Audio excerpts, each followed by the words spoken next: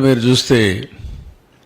నేను రాజధాని పేరు పెట్టిన తర్వాత ఫౌండేషన్ వేసేటప్పుడు మన నీరు మన మట్టి మన అమరావతి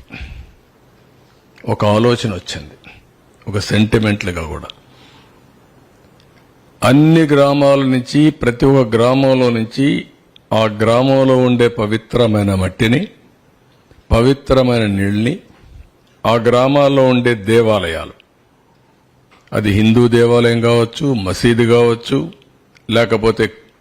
చర్చ్ కావచ్చు, ఇంకొకటి కావచ్చు, ఏదైనా సరే అక్కడ పూజ, పార్లమెంటు యొక్క పవిత్రమైన మట్టిని తీసుకొచ్చి,